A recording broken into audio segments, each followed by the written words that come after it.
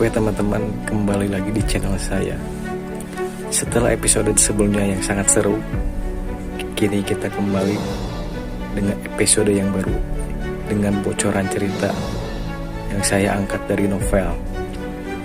Dan jangan lupa subscribe dulu bagi kalian yang suka. Dan sekarang saya mau menceritakan bocorannya kembali. Dan jangan lupa untuk subscribe, klik loncengnya, dan juga lupa like. Selamat menikmati. Gaskeun. Tekanan Long Hao Chen sangat sulit untuk ditanggung. Tidak peduli apa yang dikatakan orang, Hao Yue dan dia adalah alasan perang suci yang diprakarsai oleh iblis kali ini. Pasukan yang berjumlah lebih dari 10 juta orang di pihak iblis menentang perlawanan pasukan yang berjumlah lebih dari 1 juta manusia. Heroic Knight keempat langsung membawa mereka ke ruang pertemuan di kuil assassin, sebelum membuat laporannya dengan tergesa-gesa. Tanpa kehadiran orang luar, semua orang tanpa sadar memusatkan pandangan mereka pada Long Hao Chen. Masing-masing dari mereka dipenuhi dengan perasaan yang kompleks, hanya Chai Er yang bingung. Saat dia memasuki kuil assassin, ekspresinya sepertinya telah berubah. Samar-samar, Chai Er merasakan keakraban dengan tempat itu. "Kapten, apakah ada sesuatu yang membebani pikiranmu?" Lin Xin memandang Long Hao Chen dengan sedikit khawatir. Invasi skala besar, perang suci dilancarkan oleh Kaisar Dewa Iblis. Berita ini sangat mengejutkan pasukan pemburu iblis kelas 64 komandan. Dan terlebih lagi, Long Hao Chen adalah inti dari badai ini. Bagaimana rekan-rekannya bisa terbebas dari kekhawatiran? Long Hao Chen menggelengkan kepalanya tanpa ragu. "Bukan apa-apa, kami hanya perlu mendengarkan pengaturan yang direncanakan oleh aliansi. Kalian semua sudah mendengar apa yang dikatakan Ksatria keempat. Saya hanya berpikir untuk bertarung demi aliansi saat ini." "Ya, kita harus berjuang demi aliansi." Mata Sima Xian berkedip-kedip dengan kilatan yang tidak menyenangkan, ingin segera bergegas ke medan perang. Yang lain mengangguk bergantian. Setelah menenangkan pikiran mereka, Long Hao Chen adalah jiwa dari tim ini, dan meskipun dia tidak bisa dikatakan sempurna dalam misi sebelumnya, setidaknya dia sangat dapat diandalkan. Sebenarnya, kerangka berpikir Long Hao Chen saat ini pasti rumit. Hanya dia yang mengerti alasan sebenarnya Kaisar Dewa Iblis memulai perang suci ini adalah untuk mendapatkan Hao Yue dan dia. Jika dia berdiri, mungkin seluruh perang ini bisa diakhiri. Tapi bisakah dia melakukan itu? Jawabannya tidak pasti. Ini adalah perang antara dua ras, dan bahkan tanpa pemicu ini, seiring dengan pertumbuhan umat manusia yang terus berlanjut, perang suci ini cepat atau lambat akan meletus, tapi itu tidak menghalangi dia untuk menghargai hidupnya juga. Lebih penting lagi, orang yang harus membayar nyawanya untuk menghentikan perang ini bukanlah dia, tapi rekan baiknya dan saudara baiknya Hao Yue. Setiap orang memiliki keegoisan masing-masing, bahkan dengan hati terbersih dan tersuci yang mungkin dia miliki, Long Hao Chen pada akhirnya tetap menjadi manusia. Dia juga memiliki keinginan egoisnya sendiri. Bagaimana dia bisa melihat Hao Yue sekarat seperti itu? Ini benar-benar mustahil, tapi dia juga tidak ingin melihat orang-orang berada dalam situasi yang buruk karena perang suci. Oleh karena itu, pikirannya kacau balau. Dia sudah memiliki resolusi bahwa apapun keputusan akhir aliansi, bahkan jika dia diserahkan, dia akan mendukung keputusan ini sampai akhir. Dan dia sudah memutuskan untuk melaporkan ancaman yang ditimbulkan oleh Hao Yue kepada ras iblis kepada aliansi, menyerahkan segalanya kepada mereka untuk diputuskan. Membuat keputusan seperti itu sangat menyakitkan bagi Long Hao Chen, tetapi pada saat yang sama, dia merasa jauh lebih santai setelah melakukannya. Setidaknya dia sekarang bisa memaafkan dirinya sendiri. Lebih buruk lagi dia akan dikorbankan oleh kuil aliansi, dan jika semuanya benar-benar berakhir seperti ini, dia hanya akan memilih untuk mati dalam pertempuran bersama Hao Yue. Kehadiran Heroic Knight keempat sangat efektif. Ruang di sekitarnya tiba-tiba sedikit bergetar. Mata tajam Long Hao Chen terkunci pada satu tempat, tangan kanannya membuat gerakan tiba-tiba, sebelum segera kembali ke posisi sebelumnya. Detik berikutnya, sosok abu-abu menginjak lantai, melangkah maju. Itu adalah kepala kuil assassin, Zheng Yue. Penampilan Zheng Yue tertarik pada Long Hao Chen yang melihatnya menarik tangannya, dan matanya tampak memiliki pandangan yang berbeda. Target pandangannya yang kedua tentu saja adalah Chai Er. Ketika Chai Er melakukan kontak dengan Zheng Yue untuk pertama kalinya, tubuhnya sedikit menggigil, dan penampilannya yang hilang tampak sedikit pecah. Menatapnya dengan tatapan kosong, dia tampak menjadi kaku sepenuhnya. Zheng Yue percaya bahwa cicitnya sangat senang melihatnya, tetapi tidak memberinya perhatian lagi. melihat kembali ke arah Long Hao Chen, tapi dia masih tidak mengucapkan sepatah kata pun. Dengan kekuatan Zheng Yue, kedipan kelima jarinya saja menyebabkan niat membunuh yang sangat dingin menyebar seketika, menyebabkan suhu di seluruh ruang pertemuan turun drastis. Kekuatan penindasan yang mengerikan langsung mengelilingi tubuh Long Hao Chen. Siapa sangka senior ini akan bertindak agresif begitu tiba, dan kecepatan Zheng Yue mencapai tingkat sedemikian rupa sehingga pada saat tangannya terangkat, tangannya segera muncul di depan mata Long Hao Chen, meraihnya tanpa memberi kesempatan kepada siapapun untuk bereaksi.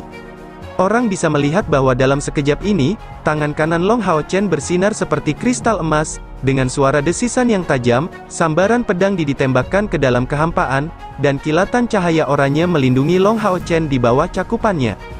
Aura pedang emas langsung mengenai telapak tangan Zheng Yue, tidak menemui halangan dan menunda tangan kanannya yang seperti cakar. Pada saat itu, cakar kanan ini turun untuk kedua kalinya, dan yang dihantamnya adalah dinding perisai yang didirikan oleh perisai siput matahari dan bulan ilahi.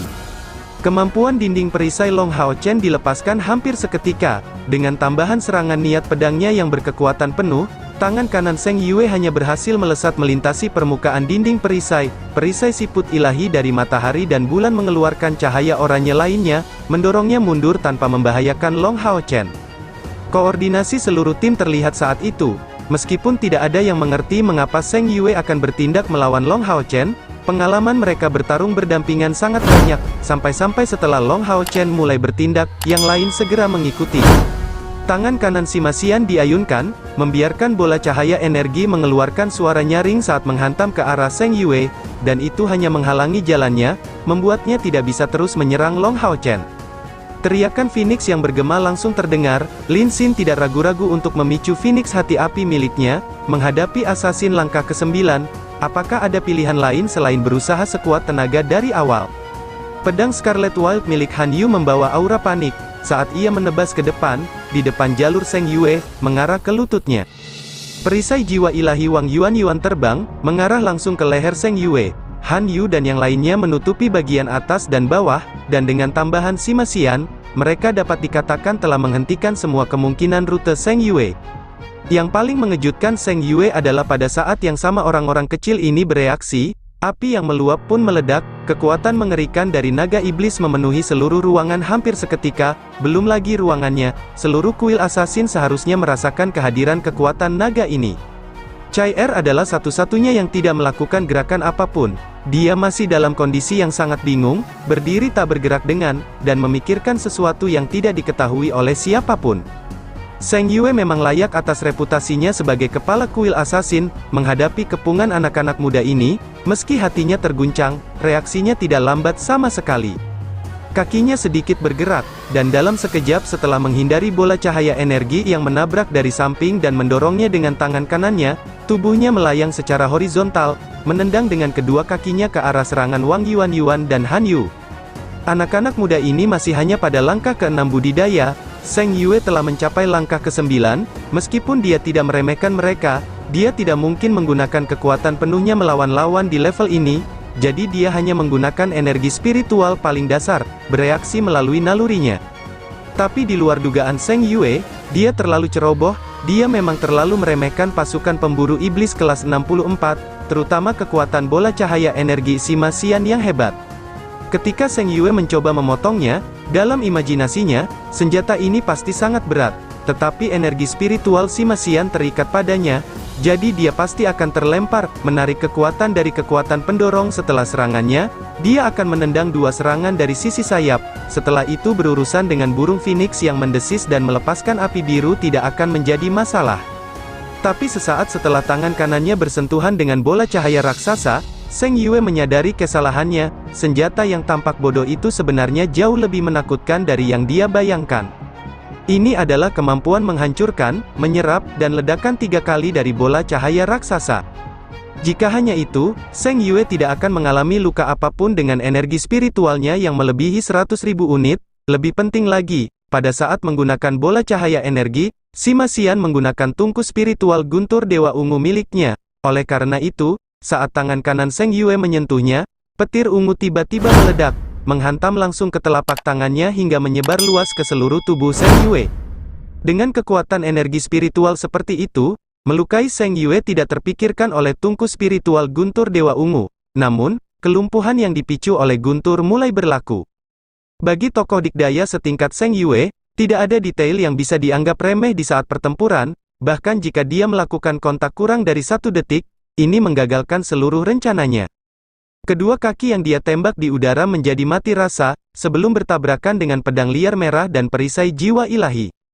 Seng Yue sangat kuat, tapi itu hanya kekuatan fisik, yang dia tabrak adalah peralatan legendaris. Wang Yuan dan Han Yu diusir, tapi Seng Yue juga tidak dalam keadaan baik, kilatannya yang luar biasa, kedua peralatan legendaris ini menghancurkan tubuhnya yang lumpuh, membuatnya semakin terpojok. Tepat pada saat ini, Blue Fire Phoenix mencapainya, langsung menyembur keluar dengan nyala api yang membara, dan meledak dengan kekuatan mengerikan yang hampir menelan seluruh tubuh Seng Yue. Jantung api Phoenix ini adalah satu-satunya kemampuan tungku spiritual yang menyatu, dan ini menyebabkan Lin Xin menderita serangan balik yang sangat besar setiap kali dia menggunakannya. Awalnya, ketika dia baru saja mendapatkan teknik ini, dia berhasil menggunakannya untuk memblokir Raja Zombie dari langkah ke-8, melukainya hingga parah. Seng Yue secara alami lebih kuat dari Raja Zombie, tetapi masalah terbesarnya adalah, dia tidak siap. Lin Xin menjadi semakin mahir dalam mengendalikan api. Jadi, pada saat dia melakukan intervensi, kekuatan di Phoenix Heart of Fire miliknya sudah terakumulasi, semuanya meledak saat bertabrakan. Tapi Seng Yue tidak terus menyerang, menghadapi naga iblis yang menempati separuh ruangan dengan ekspresi yang aneh, dia sangat waspada. Ying Er, hentikan, senior tidak memiliki niat jahat, meskipun Long Hao Chen kesakitan karena tendangannya, dia memerintahkan dengan tergesa-gesa. Kekuatan naga iblis terlalu besar, menyebabkan kuil assassin salah paham tidak akan ada gunanya. Dengan kilatan cahaya hitam, di bawah tatapan kaget Seng Yue, naga iblis yang sebelumnya agresif berubah kembali menjadi bentuk babi kecil lemah yang dipeluk Chen Ying Er, bahkan menunjukkan ekspresi mengejek. Penampilan Seng Yue memang sulit untuk dilihat, pakaiannya hangus bahkan luka bakar muncul di pipi kirinya, itu benar-benar sangat menyedihkan. Seng Yue ingin mencari tempat pribadi untuk mengutuk dirinya sendiri. Yang dia lakukan hanyalah mencoba sedikit keterampilan mereka, sampai-sampai dia merasa malu. Bajingan kecil ini, apa mereka tidak tahu tentang bersikap toleran? Tapi tentu saja dia tidak bisa mengucapkan kata-kata ini dengan lantang. Dengan enggan melihat kelompok Long Hao Chen yang berdiri kembali, dia berteriak dengan marah, "Kamu telah tumbuh dengan cukup baik bukan? Berani melawan paman ini, haruskah paman ini datang dan memberimu sedikit pelajaran?" "Kakek buyut, tolong ampuni kami. Ini tidak disengaja." Long Hao Chen buru-buru maju dengan senyuman di wajahnya, memberi penghormatan sebagai junior dalam bentuk hormat. Seng Yue mendengus, "Kamu anak kecil yang paling buruk, tidakkah kamu tahu betapa kalian membuat kita khawatir? Jadi bagaimana kalau aku datang untuk menguliahimu? Dari apa yang kulihat, kalian sekelompok kecil telah menunjukkan reaksi yang cukup menarik. Apakah ada kebencian yang begitu pahit di antara kita semua?" Melihat sosok Seng Yue yang menyedihkan, semua orang secara alami mengerti bahwa tetua ini hanya mencoba Long Hao Chen. Sekarang mereka bahkan tidak berani menertawakan pemandangan itu, menundukkan kepala tanpa menggumamkan sepatah kata pun. "Jadi, kamu akhirnya sudah dewasa, bukan?" Seng Yue mengangkat tangannya, memukul kepala Long Hao Chen. Long Hao Chen yang kesakitan menunjukkan seringai, tidak berani mengeluarkan suara. Dia tidak menyangka Seng Yue begitu ceroboh, karena mereka telah direduksi menjadi seperti itu dengan begitu cepat. Sayangnya sudah terlambat untuk berpikir untuk menghindari kemarahan orang ini.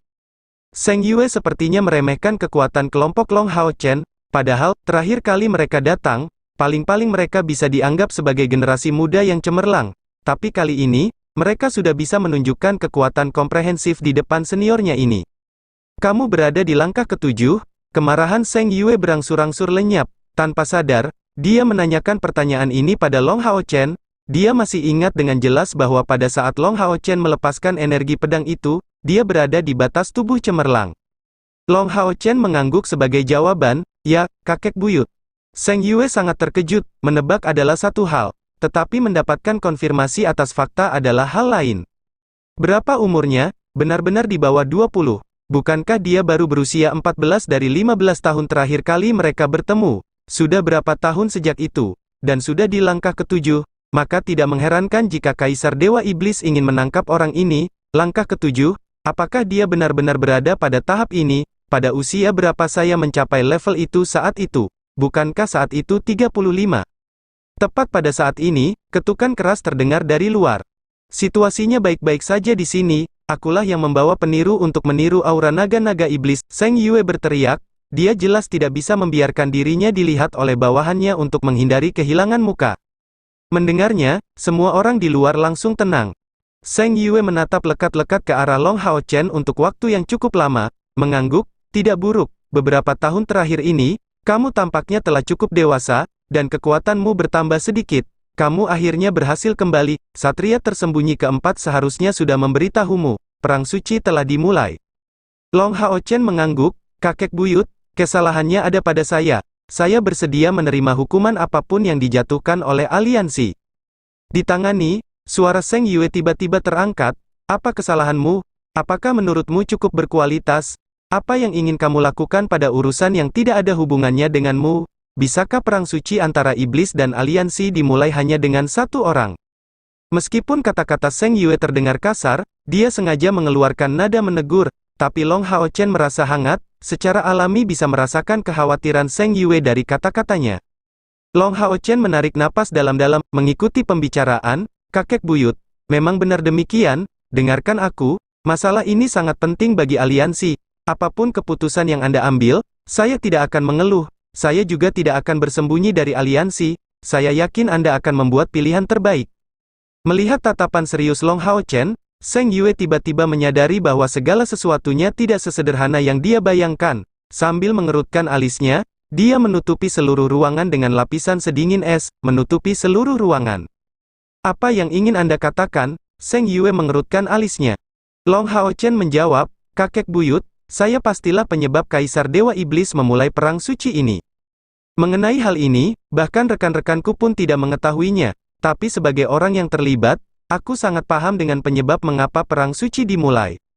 Saya merasa sangat sedih karenanya, saya benar-benar tidak ingin melihat orang-orang berada dalam situasi yang buruk, tapi masalah ini ada hubungannya dengan kawan terdekatku.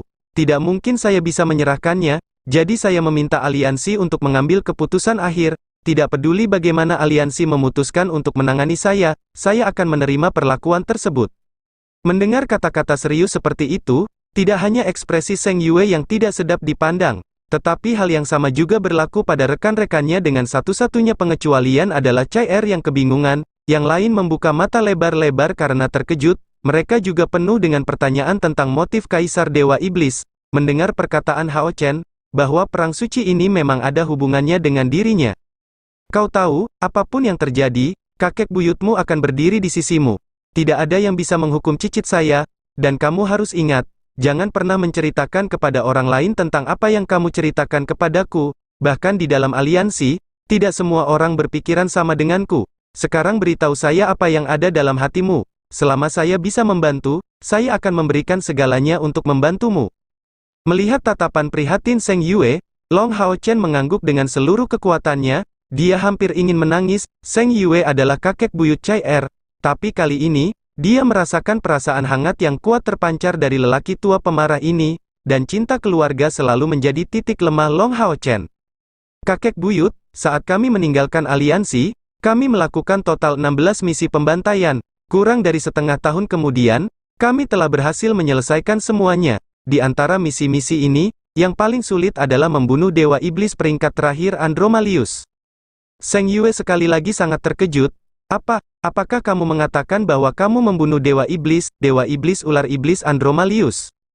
Long Hao Chen mengangguk sebagai jawaban, sebagian besar terkait dengan keberuntungan. Pada saat itu, dia merinci masalah pertemuan mereka dengan Dewa Iblis Ular, dan bagaimana mereka memanfaatkan konflik antara Raja Boa Hutan dan Andromalius, dan bagaimana kedua belah pihak akhirnya hampir saling membunuh. Sebuah pencapaian yang luar biasa. Bahkan perburuan iblis tingkat kaisar belum tentu berhasil membunuh Dewa Iblis di bawah perlindungan pilar Dewa Iblisnya.